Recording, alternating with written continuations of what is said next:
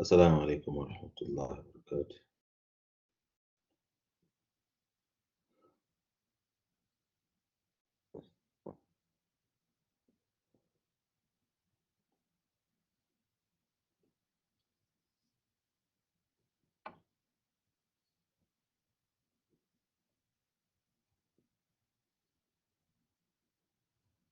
Today we will finish chapter 10 and then start chapter 15.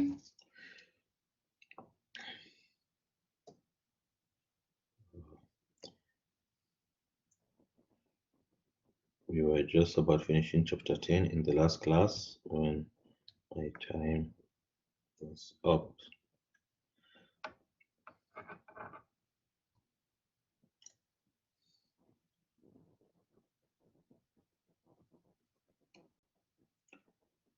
We already looked at this example where we want to, determine the combined head loss in a pipe system. Okay, we have this problem. We have two reservoirs connected by a pipe, and we want to find the what is the elevation of oil in the upper reservoir, that is Z1. Okay, and we applied the energy equation, where the Z1 is equal to Z2 plus head loss, because the pressure heads are the same or zero, the velocity the same. Okay, and then the head loss is consisting of minor losses and major losses. Major losses in the pipes, which is frictional head loss, and the minor loss due to the components. The components here, you have the entrance loss, whose coefficient is 0.5. We have two bends, 90-degree bend, this one and this one, and which there will be loss, which is KB. That's why we have it 2 times KB here. And we have the exit loss here, okay, which is KE, whose coefficient is 1. Okay.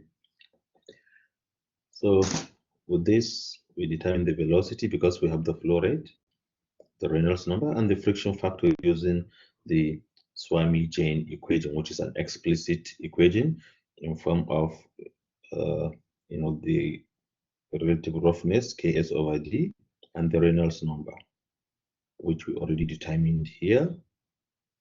And the relative roughness can be determined from the table, from the pipe type, okay, and the 15 smooth pipe elevation.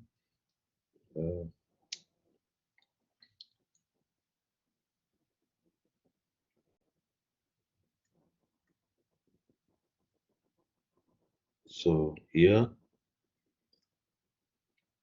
from pipe roughness, we can just substitute the pipe roughness here, and the diameter is already provided, okay, which is 15, and then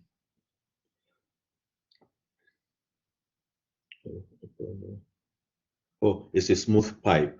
For smooth pipe, Ks is 0, okay, Ks is 0. Height, the equivalent roughness height is 0 for smooth pipe. That's why here you have it as 0, okay. Then this is the Reynolds number, okay, and this is the computed friction factor. Of course, you can still use the Moody's diagram to get the friction factor.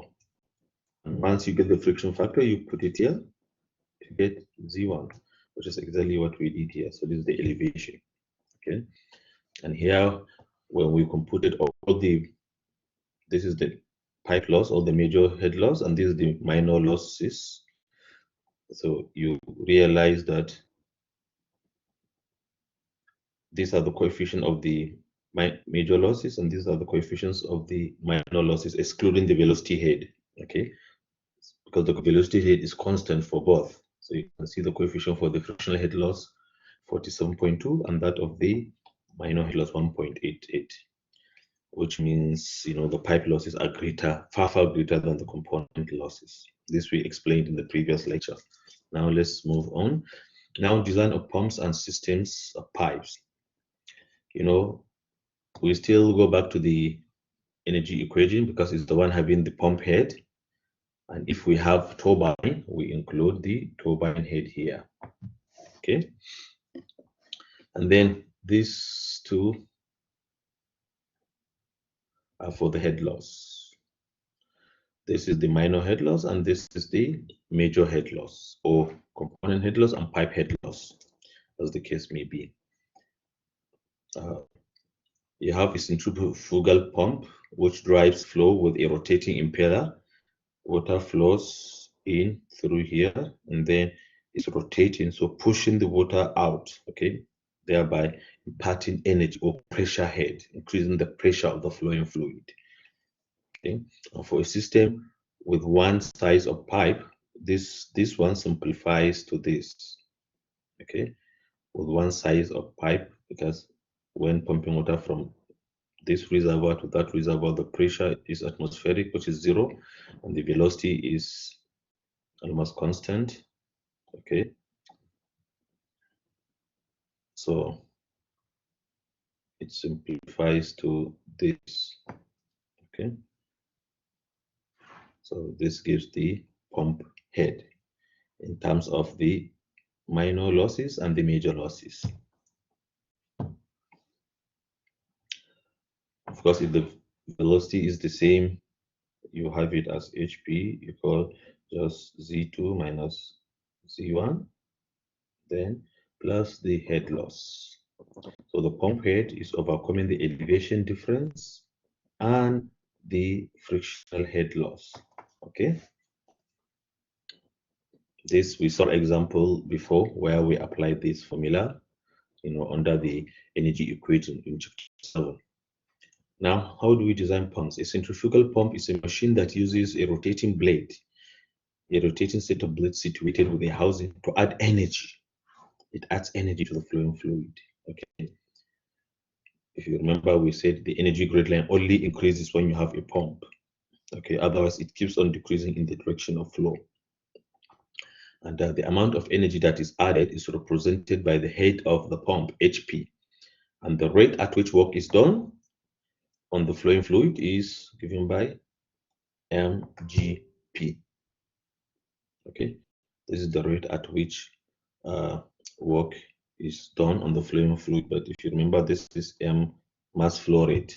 Okay, because mgh is the kinetic potential energy. Okay, and the rate at which work is done is the power. Okay, so it has to be over time. So this is in form of the mass flow rate, m dot. Okay,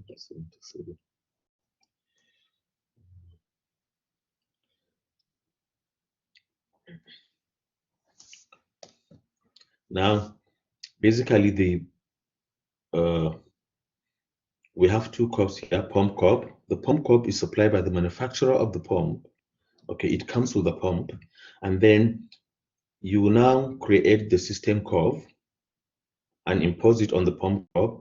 Where the two cups meet is called the system operating point. Okay, so this is the head. Okay, and this is the discharge. Okay, so where they meet gives the operating head for the pump. Okay, as well as the corresponding discharge. Okay, we will solve example where we will apply this. Okay, this is called head versus discharge curve. Okay, like I said, the pump curve is supplied by the manufacturer of the pump, and then the system curve is generated from this equation. Okay, from this equation. You see, this is head because the head loss can be expressed in terms of discharge. Okay, so you use this formula to generate this system curve. Okay, the system curve, and where they meet gives the system operating point.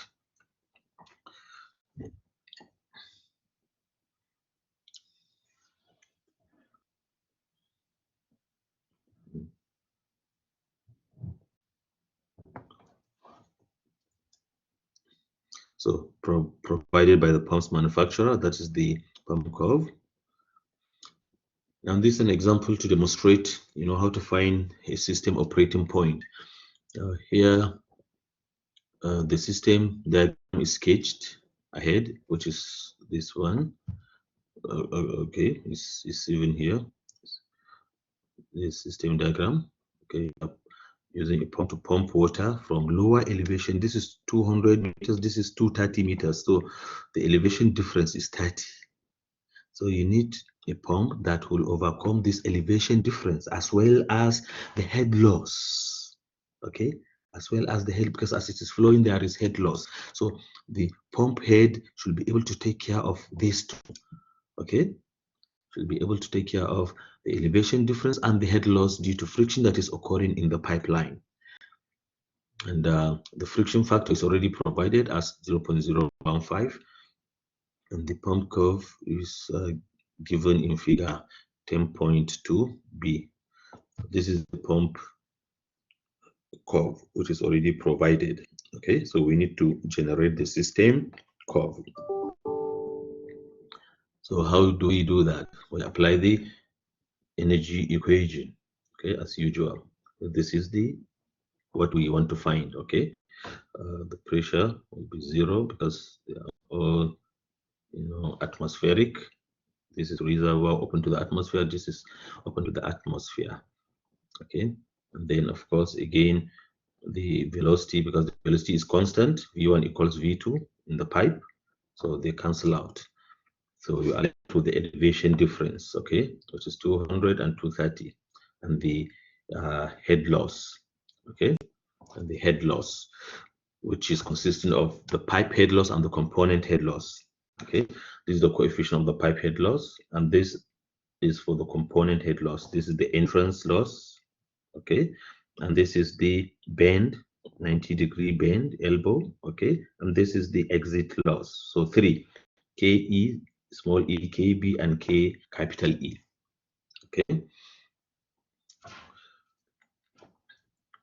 Now, these are the coefficients from the table which we described before, and then we want to find the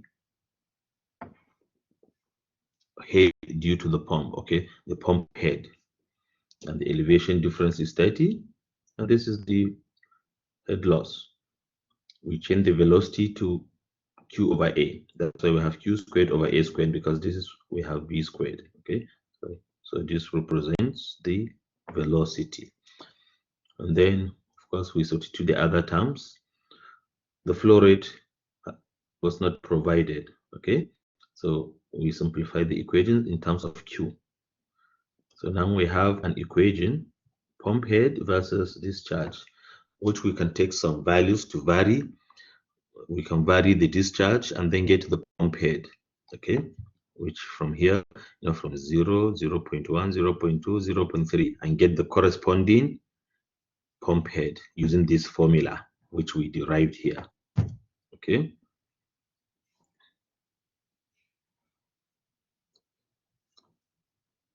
So we now plot pump head versus discharge, okay, which is this one, the system curve, and where they meet will give the operating condition, which is the flow rate in particular, okay. So where they meet, like this is about almost 0.34 or so. Well,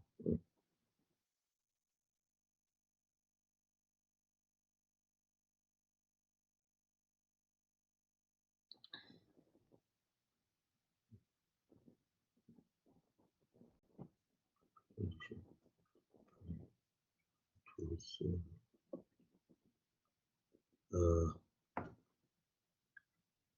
here I think this is different. I will update this curve. I will update it. Okay, because here if you look at the discharge where they meet, it's approximately 0.34 thereabout. Okay, meter cube per second. Okay. Uh, uh, discard. Let me discard it.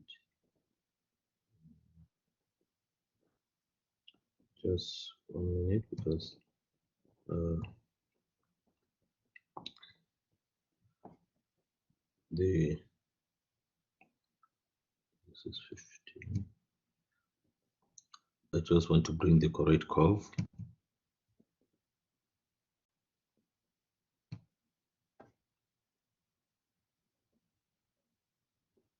Oh, okay, that's not provided for here. Okay, all right.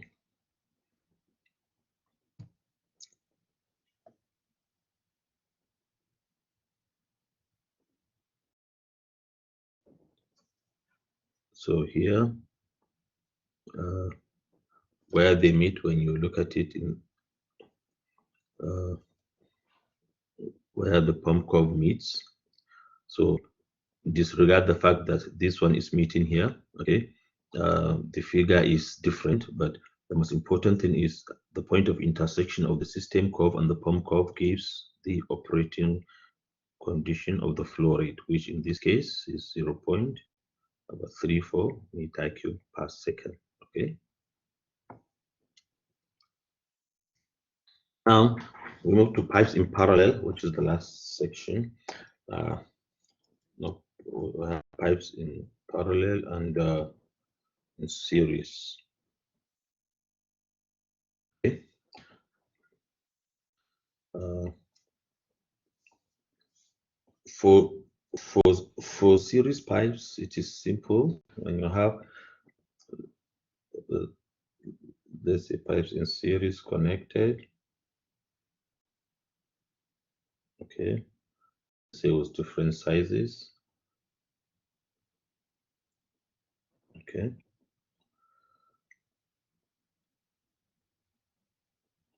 So in this case, the total head loss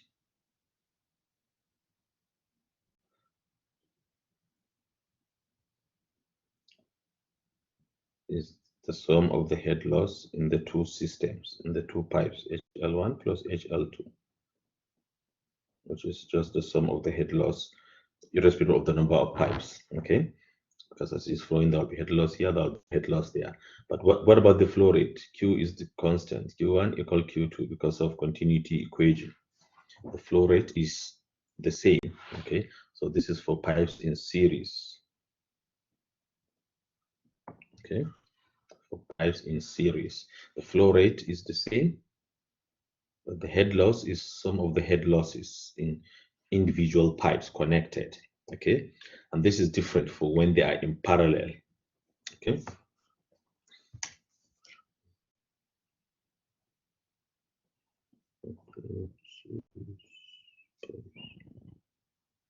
So when they are in parallel, you consider a branch, a pipe that branches into two parallel pipes and then rejoins, branches and then rejoins here. Okay, so this is parallel to this one. They have their different lanes, diameters, and friction factors. So a problem involving this configuration might be to determine the division of flow in each pipe, given the total flow rate. Like in this case, the total flow rate Q is given by the sum of the flow rates because is Q that will divide into Q1 and Q2. But at the end, it comes out as Q. So the Q is constant still. Okay, but here it divides into Q1 and then Q2. So Q is equal to Q1 plus Q2 for the parallel system. For series, Q is the same. Q1 equals Q2. Okay, for series, but for parallel, it divides. Okay, Q is the sum of the flow rates in the pipes, and the head loss is the same. When you measure the head loss between the 2 points, is constant, is the same, irrespective of the pipe. Okay, so head loss is constant between the two junctions. So the head loss here, HF1 is equal to HF2. Okay, so the head loss is the same, while the flow rate is the sum of the flow rate in the individual pipes. And this is the reverse for series pipes.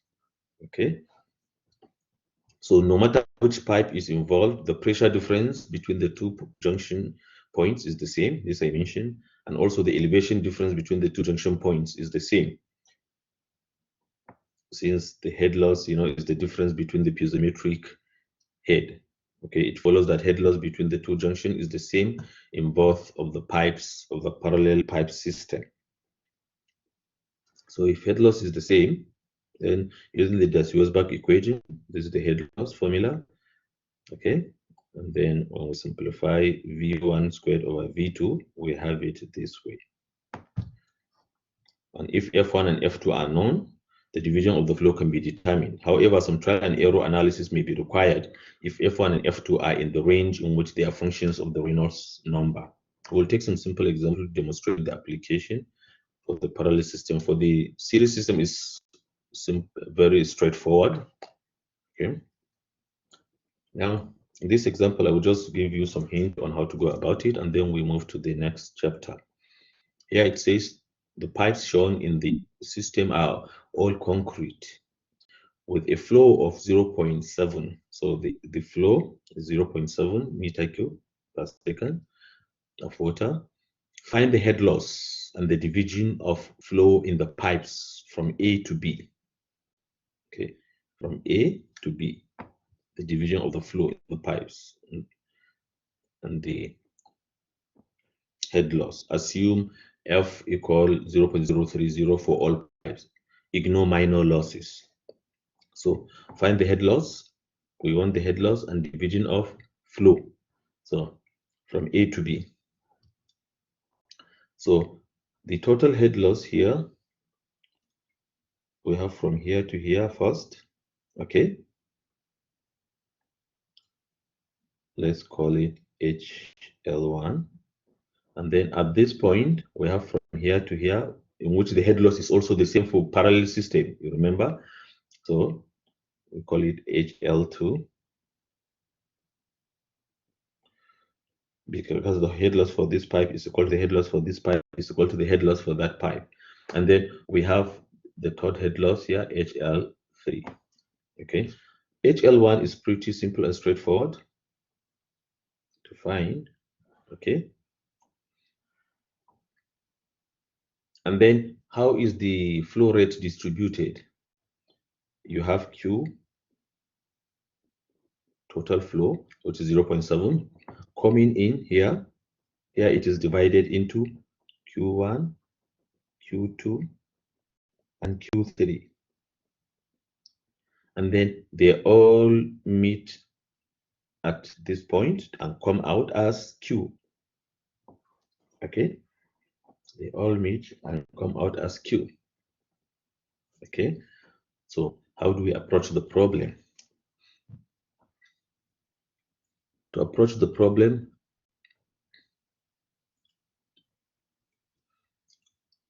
we need to find the flow rate Q1, Q2, and Q3, which is the division of flow in pipes. But to do that, we need the velocity.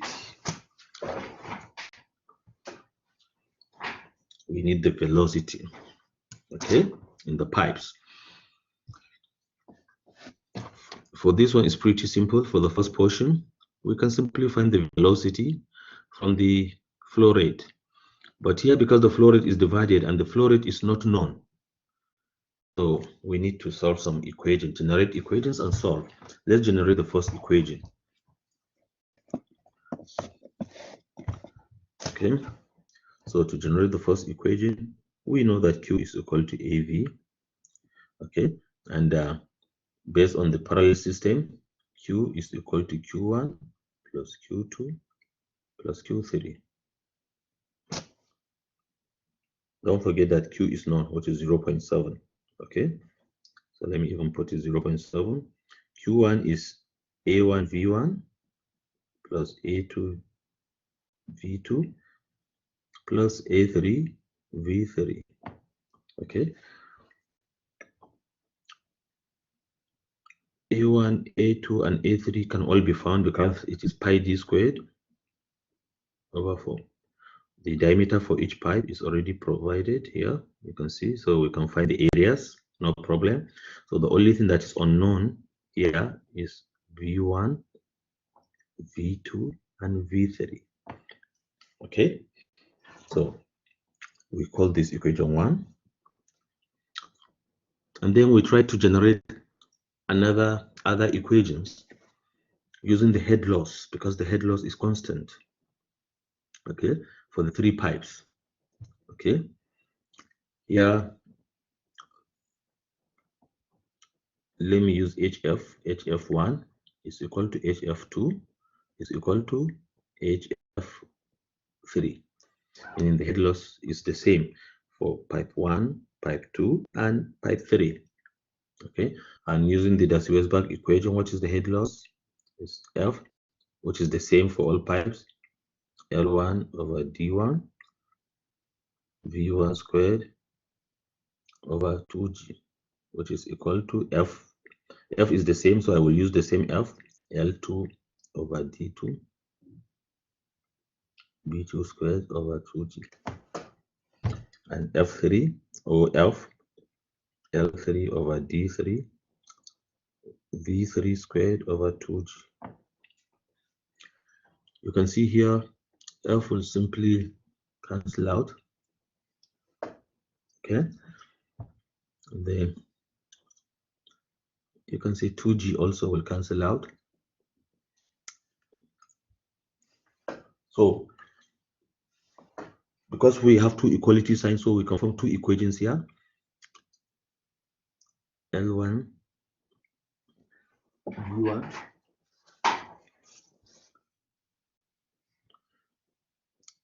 V1 squared is equal to L2 over D2 V2 squared. This is equation 2 in terms of V1 and V2. And we can now link this one with the third one to form another equation. So let's do it here. That is L1 over D1 V1 squared is equal to L3 over D3 V3 squared. So this is equation 3. So we have 3 equations in terms of 3 unknown. Okay, 3 equations in terms of 3 unknown. This is the first equation in terms of V1, V2, V3. This is the second equation in terms of V1 and V2. This is the third equation in terms of V1 and V3. Okay, so you solve these equations simultaneously to now find V1, V2, and V3. And once you find V1, V2, and V3, you can now find the corresponding flow rate in each pipe using this one, Q equal AV. So you can find what is Q1, because Q1 is simply A1, V1. The same thing, Q2 and Q3. Okay.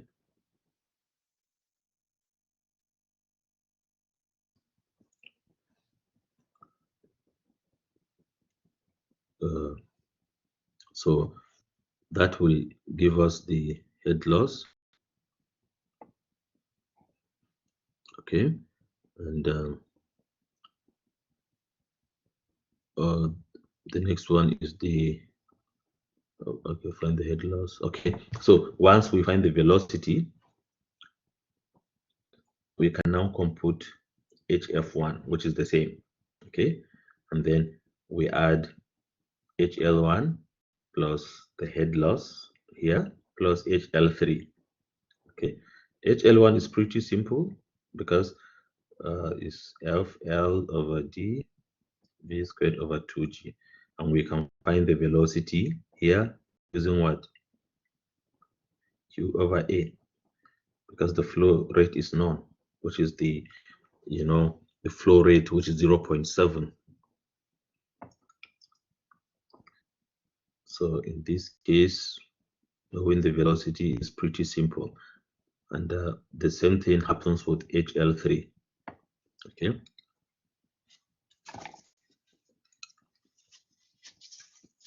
Any question on this?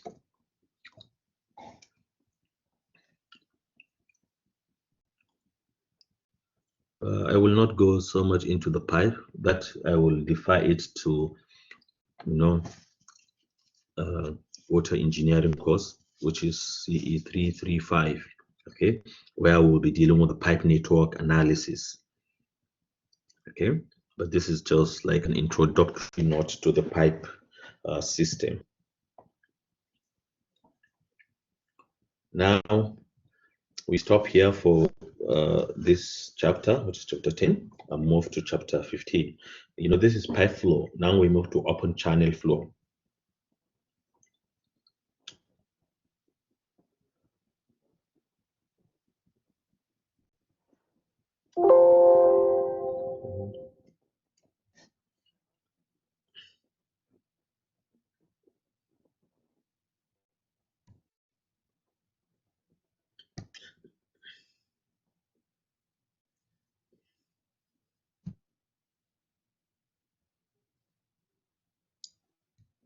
You guys, 14 guys are present, so one is absent. One person is absent.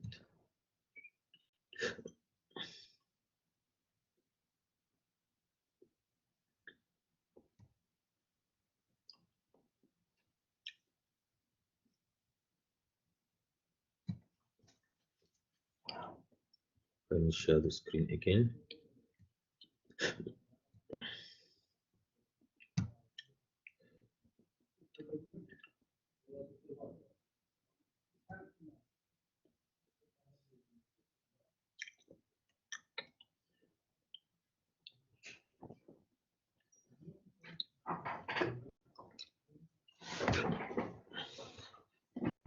So the significant learning outcomes here are, you know, described here, from the conceptual knowledge to the procedural knowledge and typical applications, okay, in open channel flow. So conceptual knowledge, we should be able to describe the differences between uniform flow, gradually varied flow, and rapidly varied flow, and critical depth, specific energy, supercritical flow, and describe what causes head loss in open channel flow, and describe the factors used to classify surface. We will not touch that. I will not touch those parts. Okay. So open channels, as the word implies, open channels. They are open. Okay, open to the atmosphere in particular, or the water surface is exposed to the atmospheric pressure. So there are two types. There are two different systems of flow. You have the pressurized flow, which is, by the word pressurized, it means the main driving force is pressure, such as flow in closed conduits, pipelines, and distribution networks. Okay, and distribution network.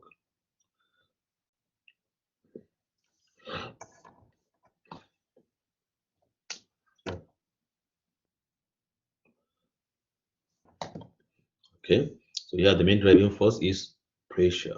Okay, pressure difference.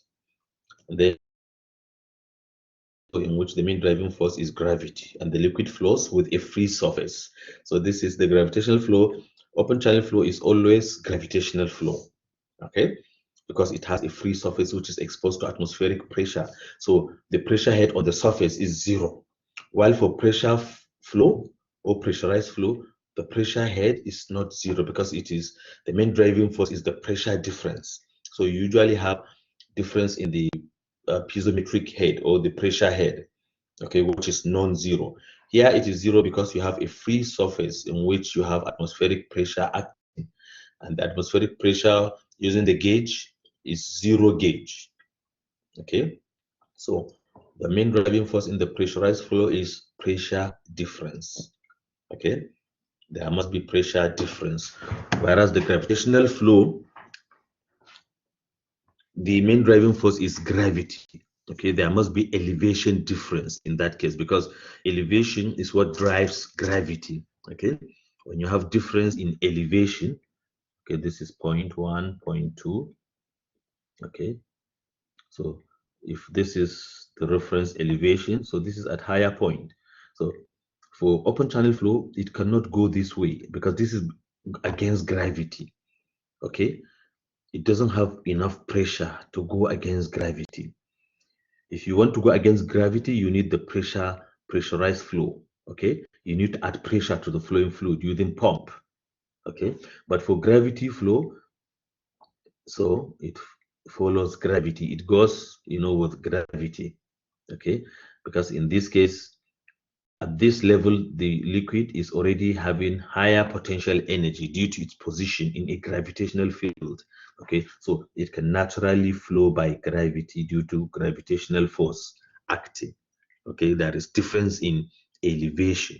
So the elevation difference is what enables the flow to occur by gravity. So this is typical of open channel flow. Okay, while this is typical of gravity flow also can occur in pipe flow. Okay, like when you have an overhead tank in a town.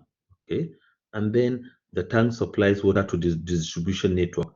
Because of the elevation of the tank, it is having higher pressure head. It gives it higher pressure head, so it has higher pressure. Therefore, it can supply pipes, and the pipes will work under pressure flow. Okay, when they supply pipes, the pipe will have high pressure inside. Okay, so gravity flow can occur for both open channel flow and pressurized pipe system, while pressurized flow can only occur with pipe system. It cannot occur with with open channel flow, because in open channel flow, the channel is, this is the water surface, it is exposed to the atmosphere. Okay, you have atmospheric pressure acting, and using the gauge pressure as using atmospheric pressure as reference, so P atmospheric is 0. So the atmospheric pressure is 0 because we take it as the reference pressure in that case. Okay, now, an open channel is one in which a liquid flows with free surface. I explained this. A free surface means that the liquid surface is exposed to the atmosphere. An example of open channels include natural creeks and rivers. Creeks are small rivers, okay? Um, and artificial channels such as irrigation, ditches, and canals, and pipelines or sewers flowing less than full. You know, artificial channels, like you have drainage channels, in downtown Hafralbapin. Okay, when water flows, you see water flowing, that is an open channel. Okay, and also pipelines or sewers flowing less than full. Okay, when you have a pipeline that is flowing less than full, sewers, they flow not full. Okay, there is free surface, and in that free surface you have atmospheric pressure, so it is still open channel. Okay, once you have a free surface, okay, they flow less than full. Pipeline, the sewers, okay, that's sewers, that's the pipelines conveying wastewater. Okay, pipelines convey wastewater. Okay, they use pipes but they don't flow full. Okay, so their flow is also analyzed under flow open channel flow. In most cases, water or wastewater is the flowing liquid. Okay, you can have water or wastewater for open channel flow. Because why can't you use gas for open channel flow? Because when you use gas, it will escape. Okay, it's open to the atmosphere, so it will just escape, it will vaporize. Gases, they have to be enclosed in a container. Okay, so that's why for gas flow, if you want flow of gas, you have to use pipe flow, full pipe flow. But if it is open channel, then it will escape to the atmosphere. Okay, so these are examples of open channels. You can see this is like a creek. Okay, you can see this is flow down, maybe an irrigation canal, a dam or a channel. Okay. These are what we call Roman aqueducts. Okay, Roman aqueducts. These are open channel flows here. Okay, they are channels conveying water by gravity. Okay, built thousands of years ago. Okay, this is another channel, let's say in water or wastewater treatment plant. Okay, they have water flowing, okay, in a channel for water treatment. And then this is like a channel beneath a bridge. Okay, beneath a bridge, so more or less like a culvert. Okay, and this is another culvert. You have a bridge above. okay? And you have water flowing below the bridge, so it's a culvert. We call it culvert, okay? We are going to design, okay, to solve some problems involving culverts as well. Now, open channels, flow in open channels can be uniform or non-uniform, steady, unsteady, laminar, or turbulent.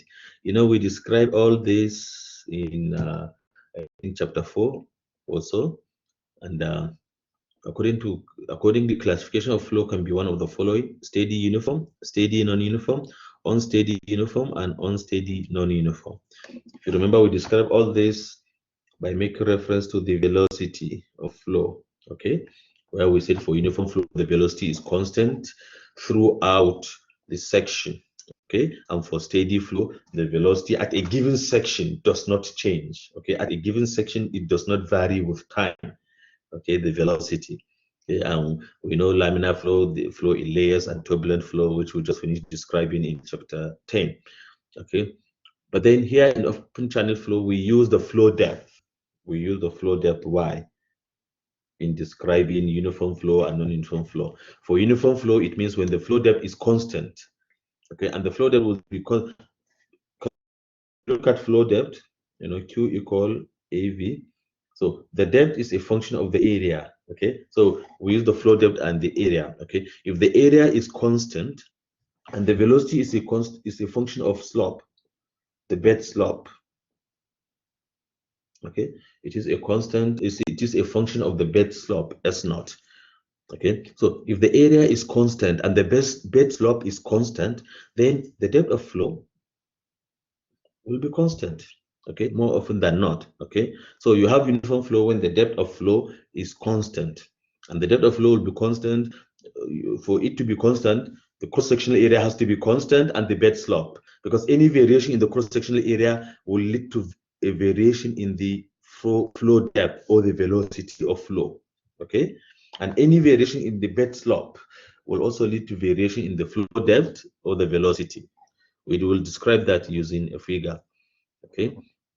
And okay, and the depth of flow in a channel with uniform flow is called normal depth. We call it Y subscript n, okay. The depth of flow in uniform flow, we call it normal depth, and we use it for design purposes, okay.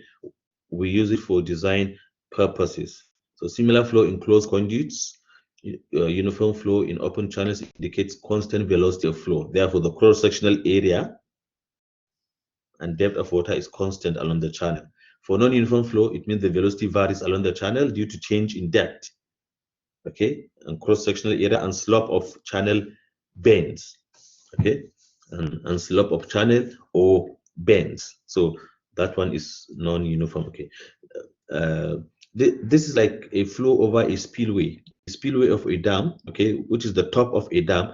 Water can flow above it. You can see here the depth of flow is not constant, so it is non-uniform. And then over the spillway, you can see here, because the here the bed slope is constant, the cross-sectional area of flow is constant, you have uniform flow from B to C. You can see the depth of flow is the same here. And then downstream of the spillway, you have, you know, changes in the flow depth with section, okay. The bed slope has changed, okay. Therefore, there is increase in the depth of flow. So here you have non-uniform flow, okay, because the depth changes with the section, with the cross-sectional area, okay. So here you have non-uniform flow. Here, this segment, you have uniform flow, okay. Uh, and this also happens, you know, you can have a uniform flow usually for short reach of the channel, okay. uh, in this chapter we'll consider only uniform flow, okay. And then you can have also unsteady non-uniform flow, okay, which is constituted like waves, like in this case, okay. This is unsteady, it is non-uniform, okay. We will not consider it in this chapter, okay. It is an advanced treatment in hydraulics. Now my time is up. Any question?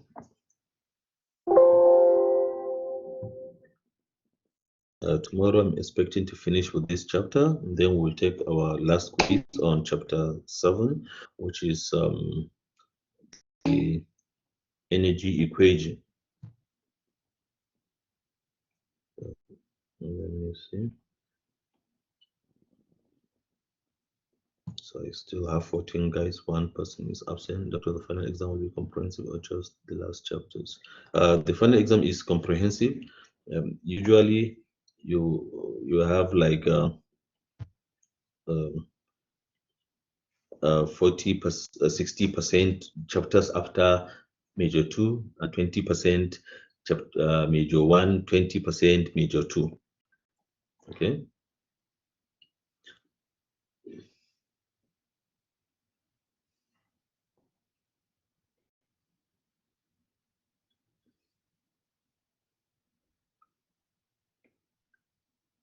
So in the absence of any question, we will call it a day till we meet again tomorrow at 9.